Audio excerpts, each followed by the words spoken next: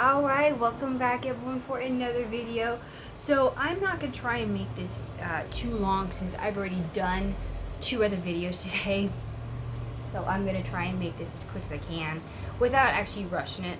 So we are actually doing Genesis 7 today. I did Genesis 6 last week and we're going to do Genesis 7 today. So let's just go ahead and dive right into chapter 7 and just go ahead and read it. Now, for a reminder, I am reading from the English Standard Version. So if you guys' version is a little different, it might sound a little different. Just recommendation, don't read the New King James Version, okay? This makes so much more sense than that one. Anyways, go ahead. It says, Then the Lord said to Noah, Go into the ark, you and all your household, for I have seen that you are righteous before me in this generation. Take with you 7 pairs of all clean animals, the male and his mate, and a pair of the animals that are not clean, the male and his mate, and 7 pairs of the birds of the heavens also, male and female, to keep their offspring alive on the face of the earth. For in 7 days I will send rain on the earth, 40 days and 40 nights, and every living thing that I have made I will blot out from the face of the ground. And Noah did all that the Lord had commanded him. Noah was 600 years old when the floods of the waters came upon the earth. And Noah and his sons and his wife and his sons' wives went with him into the ark to escape the waters of the flood. Of clean animals and of animals that are not clean, and of birds and of everything that creeps on the earth, 2 and 2, male and female, went into the ark with Noah, as God had commanded Noah. And after 7 days, the waters of the flood came upon the earth. In the 600th year of Noah's life, in the 2nd month, on the 17th day of the month, and on that day all the fountains of the great deep burst forth, and the windows of the heavens were opened, and rain fell upon the earth 40 days and 40 nights. On the very same day, Noah and his sons Shem and Ham and Japheth, and Noah's wife, and 3 wives of his sons with them, entered the ark, and they and every beast according to its kind, and all the livestock according to their kinds, and every creeping thing that creeps on the earth according to its kind, and every bird according to its kind, every winged animal. They went into the ark with Noah, 2 and 2 of all flesh, in which there was the breath of life. And those that entered, male and female, all flesh went in as God had commanded him, and the Lord shut them in. The flood continued 40 days on the earth. The waters increased and bore up the ark, and it rose high above the earth. The waters prevailed and increased greatly on the earth, and the ark floated on the face of the waters. And the waters prevailed so mightily on the earth that all the high mountains under the whole heaven were covered. The waters prevailed above the mountains, covering them 15 cubits deep. And all flesh died that moved on the earth, birds, livestock, beasts, and all swarming creatures that swarm on the earth, and all mankind. Everything on the dry land, in whose nostrils were the breath of life, died. He blotted out every living thing that was on the face of the ground, man and animals and creeping things and birds of all the heavens. They were blotted out from the earth. Only Noah was left, and those who were with him in the ark, and the waters prevailed in the earth for 150 days. I think I should probably do chapter 8 too. But let's just stick with 7 for right now, because yes. So that was just a lot of repetition over and over again. It's almost wondering whether I should even do a study on that. Anyways, so the first thing, as you guys might have noticed, is that Noah, why did I say no? God caused Noah to get in the ark with all who had you called, 7 of each animal, clean animal, 2 of unclean animal, 7 of each bird, male and female, all to keep them alive. And then after 7 more days, he will let loose the flood, and that gave everyone enough time to enter the ark and get everything prepared.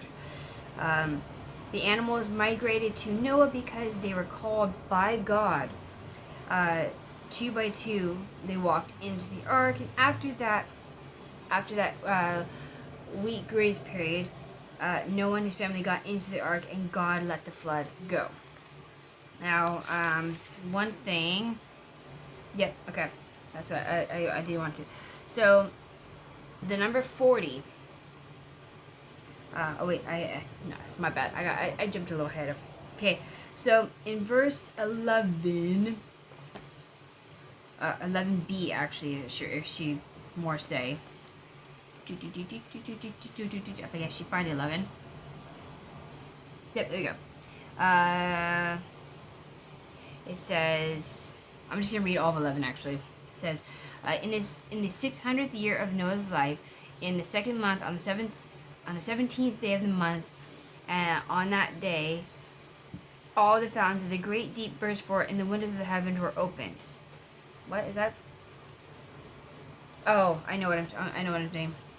Okay, so it basically says, all the fountains of the great deep were broken up, and the windows of heaven were opened, and the rain was on earth for 40 days and 40 nights. Oh, that was in 12. My bad. It says, and the rain fell upon the earth 40 days and 40 nights. I forgot that part.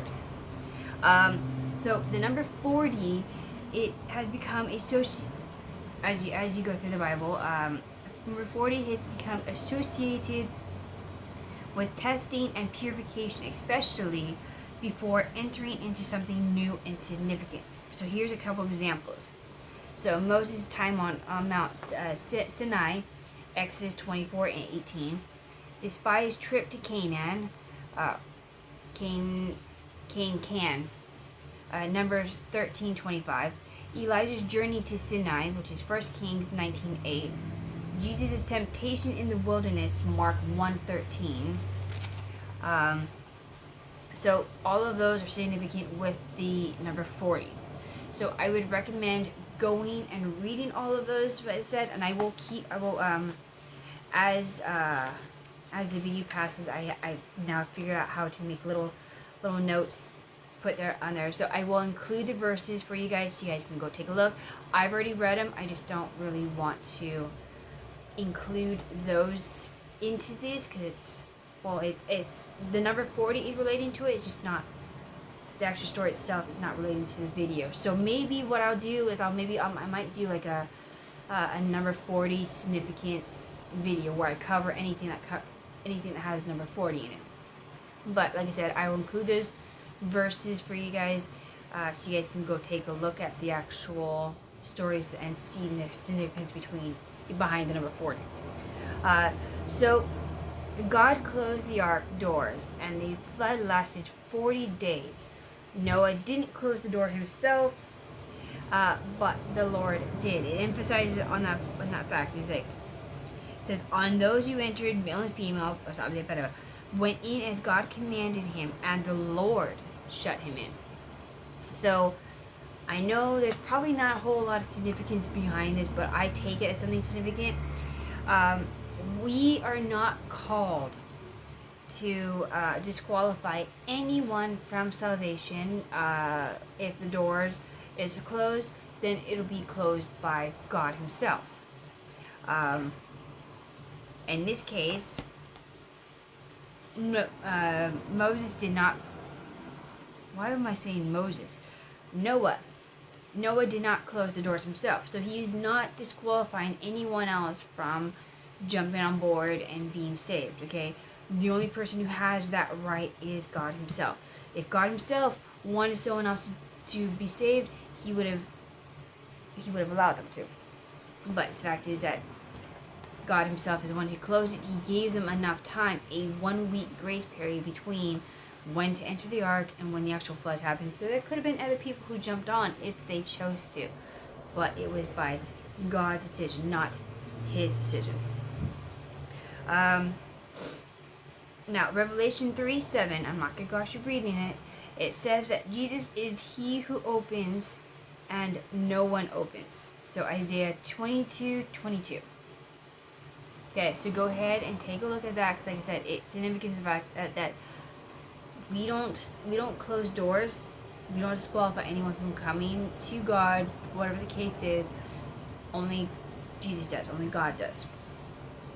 Now, obviously, if you guys are reading and you're actually listening to what I read, verses 17 to 23, it describes the flood.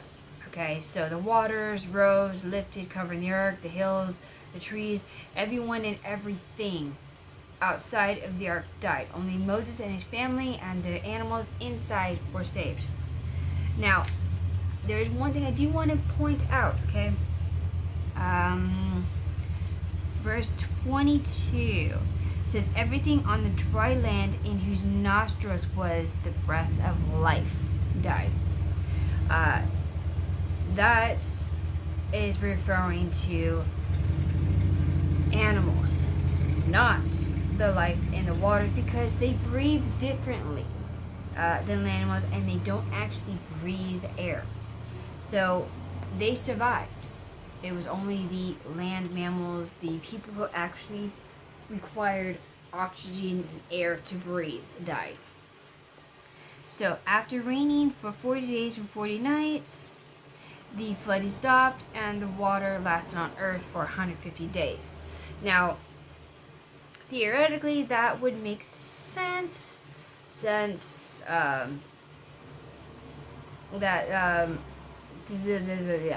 So theoretically, I just kind of wrote this out.